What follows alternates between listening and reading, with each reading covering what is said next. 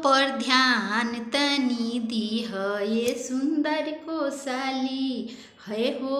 हम हई तहरा जीजा जी के भाई जी, हम हई तहरा जीजा जी के भाई हो। हमरो पर ध्यान तनी दीह ये सुंदर कोसाली, हमरो पर ध्यान तनी दीह ये सुंदर कोसाली। हे हो हम हई तोहरा जीजा जी के भाई हो। ए हो हम हई तोहरा जीजा जी के भाई हो। ए हो तिरछी नजरिया से मार तारू कनखी हो। ए हो तिरछी नजरिया से मार तारू कनखी हो।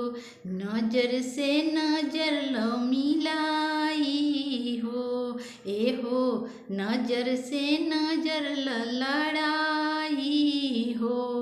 हमरो पर ध्यान तनी दीह ए सुंदर कोसाली, हमरो पर ध्यान तनी दीह ए सुंदर कोसाली। हम हई तोहरा जीजा जी के भाई हो। ए हो हम हई तोहरा जीजा जी के भाई हो। मुँह चमकावो तारू ओठ बिचकावो तारू, मुँह चमकावो तारू ओठ बिचकावो तारू।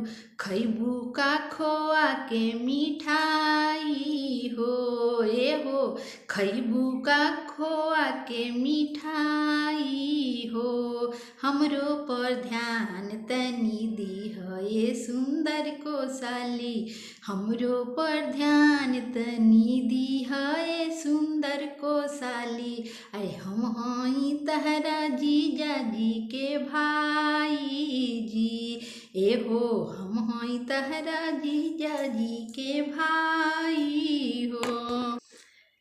अगर मेरा गाना आप सबको अच्छा लगा हो तो मेरे चैनल को सपोर्ट कीजिए, सब्सक्राइब कमेंट लाइक सब जरूर कीजिएगा। फिर मिलेंगे अगले वीडियो में।